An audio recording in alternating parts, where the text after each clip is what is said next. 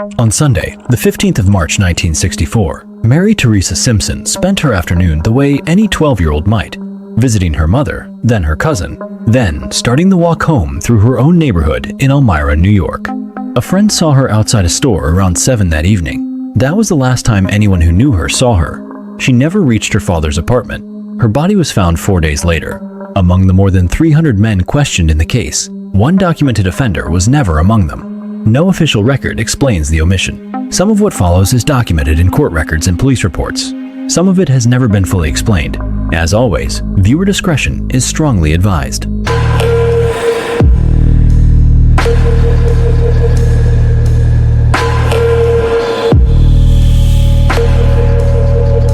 Elmira sits in New York's southern tier, where the Chemung River bends against low hills before the Pennsylvania border begins. In March of 1964, the city holds roughly 40,000 residents, a manufacturing town, close enough that neighbors know each other's cars, far enough from anywhere larger that a Sunday afternoon means church, then family, then the same 3 or 4 blocks walked on foot. Row houses line streets like East Market and Harriet. Corner stores stay open into the evening. Winter has not fully released its grip. The trees are bare, the light goes early. It is the kind of place where a 12-year-old girl can walk to her cousin's house alone, and no one thinks twice about it. Mary Teresa Simpson is that 12-year-old. She wears cat-eye glasses, the kind popular with girls her age in 1964, and she carries a fan club card in her things, a small, ordinary marker of a kid who has a favorite singer or actor, who cuts things out of magazines. She is the youngest of 4 children born to Ellsworth and Rose Simpson. People who know her describe her as shy, not withdrawn shy in the way a lot of 12-year-olds are shy, quiet until she's comfortable, then talkative with people she trusts. She likes roller skating on the sidewalks near her home, the kind done on metal wheels, clamped to the soles of her shoes and tightened with a key. She goes to the neighborhood house. She's been in Girl Scouts. None of this is remarkable. That is the point. In March of 1964, Mary Teresa Simpson is one girl among thousands of girls her age in upstate New York, living a life defined by small, repeatable routines. Her parents, Ellsworth and Rose, separated in May of 1963. After the separation, Mary Teresa lived with her father. Late in 1963, the two of them moved to nearby Hammondsport, which meant her mother saw her only on a monthly basis for a stretch of months, a distance that, for a family already reshaping itself, added one more adjustment to absorb. Early in March of 1964, Ellsworth found new work back in Elmira, and he and Mary Teresa moved again, this time back to the city she'd grown up in. By the middle of March, they had been back on familiar streets for roughly 2 weeks. 2 weeks is not long enough to feel settled. It is long enough to fall back into old patterns, the same corner stores, the same relatives' houses, the same walking routes she'd known since she was small. Her mother, meanwhile, was close enough now to see regularly again, which mattered to a family that had spent the better part of a year split across 2 households. Mary Teresa's sister Linda was 16 in March of 1964, 4 years older, old enough to be halfway toward adulthood while Mary Teresa was still solidly a kid. The gap didn't flatten the bond. They'd grown up doing the ordinary things sisters do in a small city. Skating together, going to camp together, taking dancing lessons together. Linda would later describe her sister as very active and, in the same breath, very shy, the kind of contradiction that only makes sense if you actually knew the person. There is nothing in the record of their relationship in early 1964 that suggests distance or tension. It reads, instead, like the plain texture of 2 sisters who happen to be close in age and closer in habit, doing the small things that don't get written down because no one imagines, yet, that they'll need to be remembered. By mid-March, Mary Teresa Simpson's days followed a pattern typical of a girl her age and her era. She walked to relatives' houses without an adult, often unannounced, an aunt's, a grandfather's, a cousin's, because that was simply how a 12-year-old in a close-knit city moved through her world in 1964. She visited people. She went home. Nothing about this required forethought or permission beyond what was already assumed. This was, for Mary Teresa, an unremarkable stretch of an unremarkable early spring. Recently resettled in a familiar neighborhood, close to her mother again, close to her sister, waiting on nothing in particular. Sunday, March 15th, was shaping up to be a day like any other. On the afternoon of the 15th of March, 1964, Mary Teresa Simpson left her father's apartment to see her cousin a walk she had made before, on streets she knew well. It is just after 3 p.m. on Sunday, the 15th of March, 1964. Mary Teresa Simpson steps out of the apartment on North Main Street, where she lives with her father, Ellsworth. She tells him where she's headed, to see a cousin. It is the kind of statement a father takes at face value, because there's no reason not to. Mary Teresa is 12, The city is small, and this is a walk she has made before. Ellsworth Simpson would have no way of knowing, at that moment, that this sentence was the last complete account he'd ever have of his daughter's day. What he did have was a plan, stated plainly, that set his expectations for when she'd be home. That plan was about to change without his knowledge. Mary Teresa does not go to her cousins directly. She walks instead toward Dewitt Avenue, to the home of her mother, Rose, who has been separated from Ellsworth since May of the previous year. This detour was not part of what she told her father, and nothing in the record suggests it was a deception with any weight behind it. It reads far more like the ordinary math of a child moving between two parents, taking the version of the truth that gets her out the door fastest. She spends roughly an hour at her mother's house. There's nothing dramatic recorded about this hour. It is a Sunday visit, unremarkable in every particular that survives no argument, no incident, nothing flagged in later accounts as significant. It matters historically for one reason only. It places Mary Teresa, confirmed and accounted for, at a specific address, at a specific hour, before the rest of her afternoon unfolds. After the visit, she leaves her mother's house and continues on, this time toward the address she'd originally named to her father, though not quite in the form he'd pictured it. She arrives at her grandfather's house on Sierra Street. This is where the cousin from her father's account resolves into specifics. Her cousins are there, at their grandfather's home, and Mary Teresa spends the next stretch of her afternoon with them. Accounts of the case describe this period simply as time spent playing with her cousins, no destination beyond the house itself, no errand, no plan to go anywhere else before heading home. For a 12-year-old in Elmira in 1964, an unsupervised Sunday afternoon at a grandfather's house, surrounded by cousins, required no explanation and drew no attention. It was the single most ordinary kind of afternoon available to a girl her age in a city this size. Nothing about the hour or so she spends there stands out in any surviving account. What stands out, in retrospect, is what comes immediately after. By 6:30 p.m., the light over Elmira has been fading for some time. Mid-March in New York's southern tier means sunset comes down around 6, and by half past the hour, the streets carry the particular dimness of a small city, easing into a Sunday evening porch lights on, traffic thin, the day's errands largely finished. It is at this time that Mary Teresa leaves her grandfather's house on Sierra Street and begins the walk home, back toward North Main Street and her father's apartment. The distance is not long by adult measure, the kind of walk a 12-year-old in 1964 would make without a second thought, through streets she has known for most of her life, streets she had, in fact, only recently returned to after months living in Hammondsport with her father. 2 weeks back in a familiar neighborhood is enough to fall into old patterns. This walk was one of them. She does not make it home. At the corner of East Market and Harriet Streets, at approximately 6:30 p.m., Mary Teresa Simpson is seen, and this is the last confirmed sighting of her that exists in any surviving account of the case. She is heading home. That is the last established fact about her movement that night. A 12-year-old girl at a named intersection in the direction of her father's apartment on a walk she had made countless times before. Everything after this point, every subsequent hour of that Sunday evening, exists in the case record as an absence, not an account.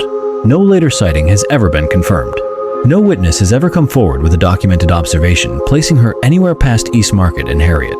The corner itself became, retroactively, the last known point on a map that should have ended 6 or 7 blocks further on, at her father's door. What follows is measured only in the passage of time, not in any documented movement. Ellsworth Simpson's evening would have started as any evening does, when a child is expected home and doesn't arrive on schedule, a stretch of minutes that reads as ordinary lateness before it curdles into concern. Exactly how those hours were spent, whether he called relatives, checked with neighbors, or simply waited, has not survived in detail in the public record. What has survived is the outcome. At some point that night, Ellsworth reported his daughter missing to the Elmira Police Department. The time of that report is one of the few points on which the record is not fully settled. One account places it at 10:30 p.m., another places it closer to 11. The difference is not trivial. When set against a last sighting at 6:30, it changes the reported gap by half an hour, though not the fundamental shape of it. Either figure describes the same reality, a father waiting through an entire evening before formally raising an alarm, in an era when a child arriving home late did not yet register, to most parents or most police departments, as a likely emergency. That initial lack of urgency shaped what happened next. Police response to a missing child report in March of 1964 did not carry the immediate weight it would carry today. The department did not treat the report as a probable abduction on its first night. Searches of empty buildings and vacant lots began, but not with the scale or speed that would come later, once the days stretched on without her being found. That escalation was still ahead. On the night of March 15th itself, what existed was a gap. A 12-year-old girl last confirmed at a street corner at 6:30, and a father's report filed roughly 4 hours later, with nothing documented to fill the space between them, between that sighting at 6:30 p.m. and the moment her father reported her missing, roughly 4 hours later. No other confirmed sighting of Mary Teresa Simpson exists in the record. It is the 16th of March 1964, and Elmira does not wait for official coordination before it starts looking. Volunteers turn out alongside police that first full day, working the ground between the two addresses that mattered most, the walk from her grandfather's house on Sierra Street toward North Main Street, and every side street and cut-through in between. The search does not stay contained to that corridor for long. Teams push out to the banks of the Chemung River, through the city's parks, and onto the logging roads that thread the wooded, hilly terrain on Elmira's southern and western edge terrain that, in March, offers cover of brush and bare trees, but not yet the density of a full spring canopy. For 3 full days, this is the shape of the effort: expanding rings, empty buildings checked and rechecked, ground covered on foot because there is no other way to cover it. Nothing turns up. By March 18th, 3 days in, investigators had shifted from treating this as a missing child to suspecting they were searching for a body, though nothing yet confirmed that fear. The 4th day would confirm it. On the 19th of March 1964, a man is hiking with his 2 sons in a wooded section of Southport near Combs Hill Road when they come across something that does not belong among the leaves and undergrowth. It is Mary Teresa Simpson. She is fully clothed, frozen, and only partly visible. A portion of one hand and a single sneaker are what first mark her out from the ground around her. She had been concealed beneath twigs, branches, leaves, and dirt, and beneath 4 stones placed over her, the largest of which weighed more than 100 pounds. That detail alone told investigators something about the physical effort involved in what had been done to hide her. This was not a casual scattering of debris. It was deliberate weight, deliberately placed. Her mouth had been stuffed with dirt and twigs, a detail police would later confirm directly to reporters at the time. The 4-day search that had covered riverbanks, parks, and logging roads had ended not with a rescue, but with a discovery that turned an active search into a homicide investigation within hours. The autopsy, conducted by the Chemung County Medical Examiner, established 2 things beyond dispute. Mary Teresa had been strangled, and there was evidence of sexual assault. Those findings, taken together with the placement of the stones and the state of concealment at the scene, told investigators that whoever was responsible had spent time there, enough time to assault her, enough time to kill her, and enough time afterward to attempt to bury the evidence of both under a deliberate covering of natural material, rather than simply leaving her where she fell. This was not a crime committed and abandoned in a single motion. It carried the marks of effort spent specifically on concealment, which meant investigators were not looking for someone who panicked and fled, but someone who paused, at least briefly, to try to make sure she would not be found. She was found anyway, 4 days later, by a hiker who had no connection to the case at all. What investigators did next would matter more than they could have known in 1964. Evidence was collected from the scene and preserved. Her clothing, including her skirt and underwear, her purse, and hair samples recovered from the site. Beyond the clothing, 2 smaller personal items were preserved as well: her cat-eye glasses and the fan club card she had carried with her, items that had survived 4 days exposed to the elements. None of this evidence could be tested in any meaningful forensic sense in 1964. DNA analysis as a law enforcement tool would not exist for another 22 years. But Elmira police followed established practice for the era regardless, collecting and cataloging physical evidence for future prosecution, even without knowing what future science might do with it. The clothing samples in particular were set aside, and, eventually, placed in a freezer at police headquarters, where they would remain untouched for decades. That decision made by officers in 1964 with no way to anticipate genetic genealogy is the reason the case was solvable at all 60 years later. It preserved a chance that no one at the time could have named. By October of 1964, 7 months into the investigation, Elmira police and assisting state investigators had questioned more than 300 people. The reach of that effort extended beyond the city itself. Some of those interviewed were located as far away as Arizona, tracked down through tips, family connections, or prior contact with the Simpson family.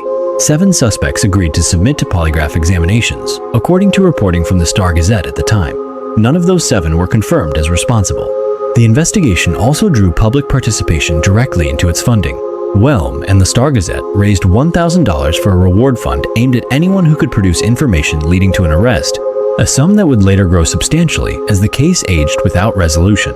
Hundreds of tips came in over the following years, each one requiring some form of follow-up, cross-referencing, or elimination against what investigators already knew. This was, by the standards of a city of roughly 40,000 people, an enormous and sustained mobilization of investigative resources, not a case quietly shelved after the initial search, but one actively pursued through an exhaustive canvass of the local population and beyond. None of it produced Mary Teresa's killer.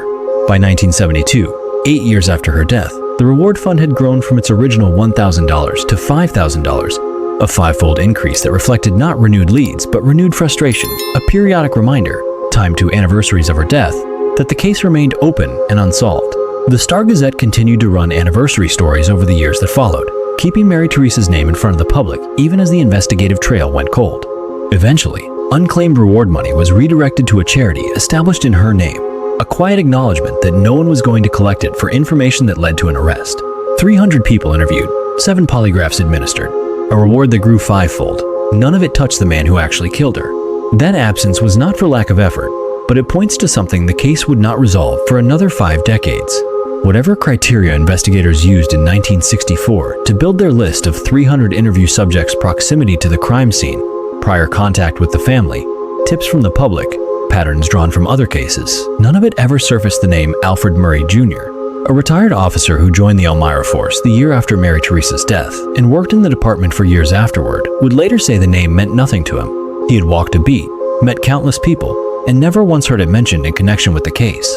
Murray was never interviewed. He was never a tip. He never appeared in any surviving record of the 300-person effort.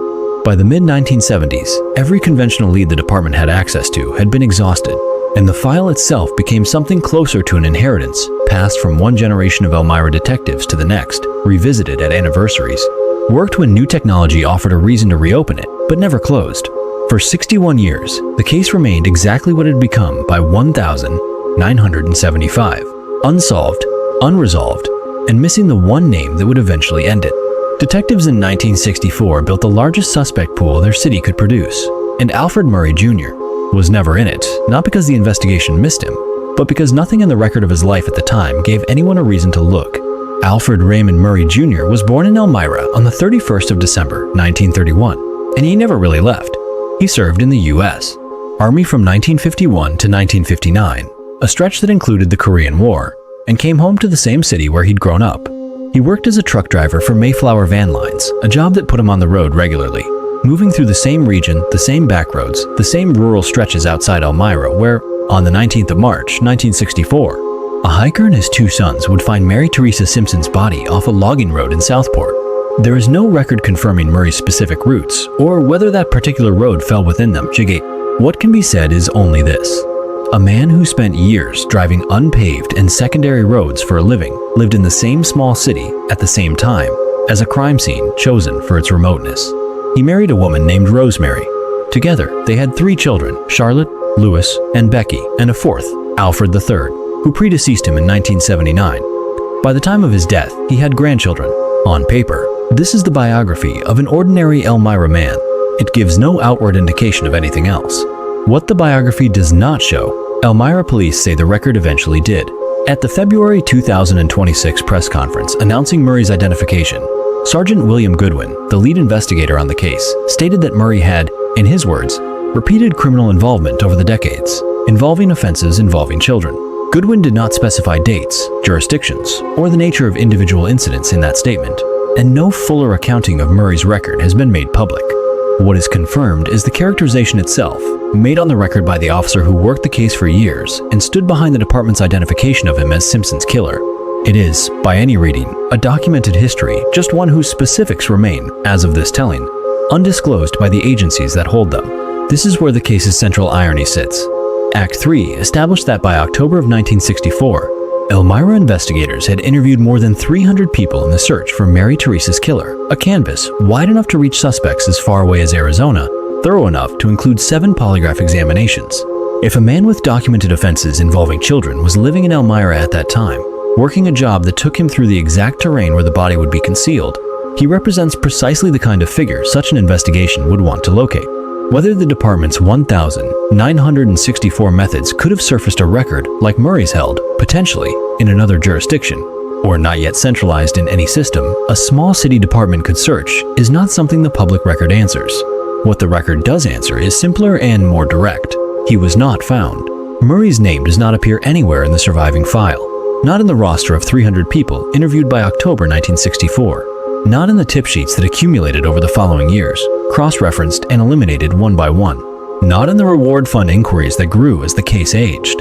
A retired officer named William Maloney, who joined the Elmira force a year after Simpson's murder and worked in the department for years afterward, said publicly that Murray's name meant nothing to him, that in walking a beat and meeting, in his words, a million people, he never once heard it in connection with the case.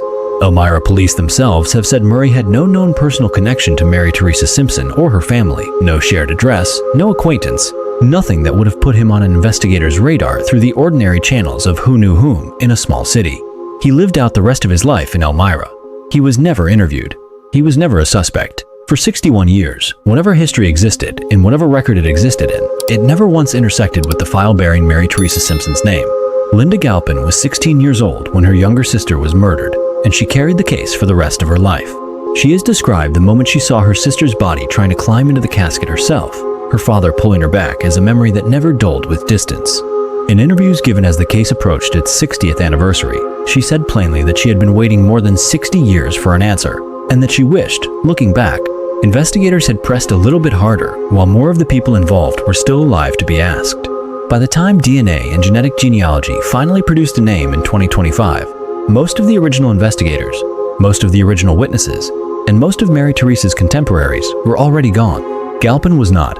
At the February 2026 press conference where police named her sister's killer, she was seated among the family members present, 78 years old, hearing a name that meant nothing to her, a man she had never known, in a city she had lived in her entire life, who had been her sister's killer the whole time. "I did this for my mom," she said. Her mother did not live to hear it.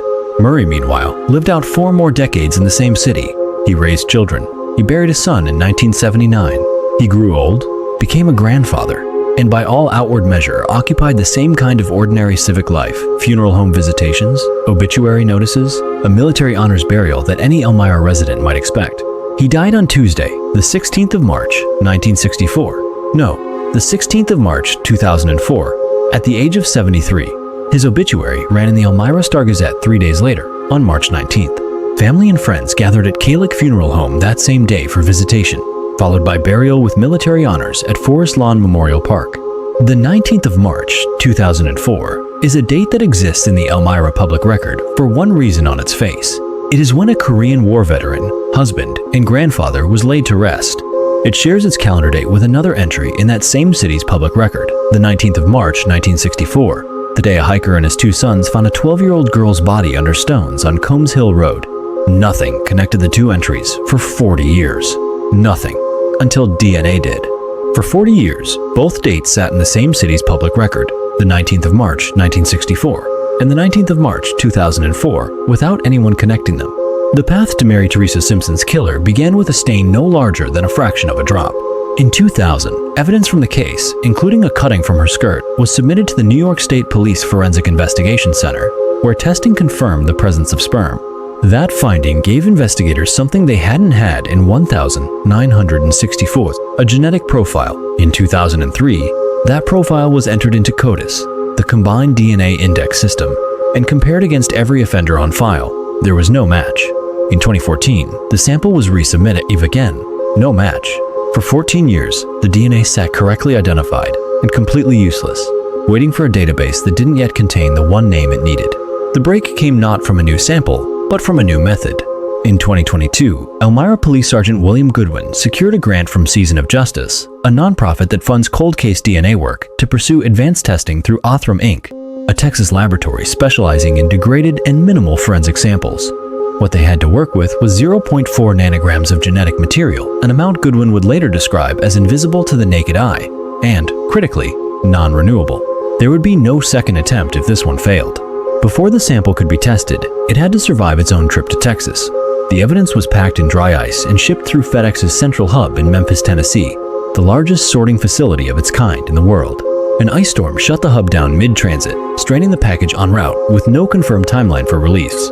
FBI Special Agent Kenneth Jensen, who was assisting the investigation, could not reach anyone at FedEx during the shutdown to check on the shipment's status or the state of the dry ice keeping it viable.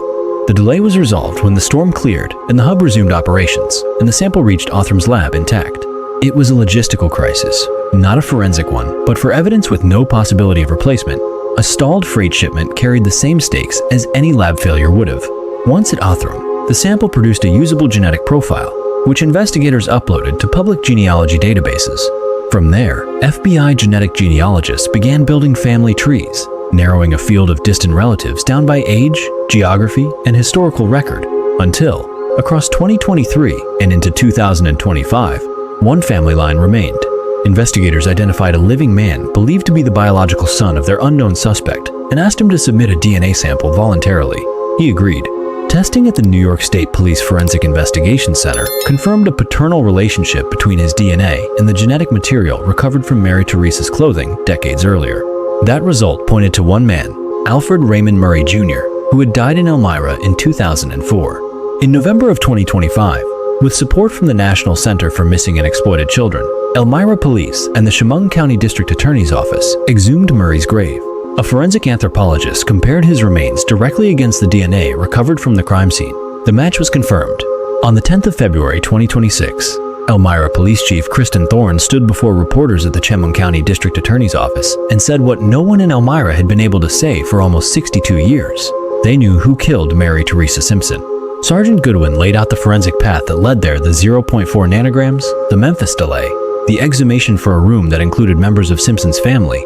Linda Galpin sat among them, 78 years old, hearing her sister's killer named for the first time in her life. She had waited 61 years for this. Her mother, Rose, had not. "I did this for my mom," Galpin told reporters afterward. It was, in its way, the only closing statement the case needed, not a declaration of justice served, since Murray had died in 2004 with no charges ever filed against him, but an acknowledgement of who the waiting had been for and who hadn't made it to the end of it. The forensic case is closed. The institutional question is not. Murray lived his entire life in Elmira, in the same small city where Mary Teresa Simpson's murder consumed hundreds of investigative hours across 6 decades. 300 people interviewed by October of 1964 alone, tip sheets accumulated across the following years, a reward that grew from $1,000 to $5,000 without ever producing his name.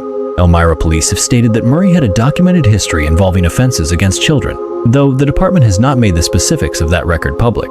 What separated a man with that history from the list of 300 people questioned in 1964 is a question the case's resolution answers only in outline. Whatever record existed, it never reached the desk of the officers working Mary Teresa's case. No fuller explanation has been offered, and the department has indicated the case is now closed. The gap between what was documented about Murray and what investigators were able to find in 1964 remains, by the department's own account, unaddressed. What survives all of this most clearly are not the case numbers or the CODIS entries.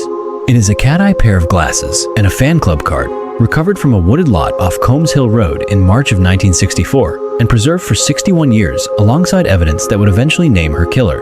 It is a 12-year-old girl who liked roller skating and dance lessons, who was shy until she trusted you, who spent her last afternoon doing the most ordinary thing a kid in Elmira could do, visiting her mother, then her grandfather's house, then walking home.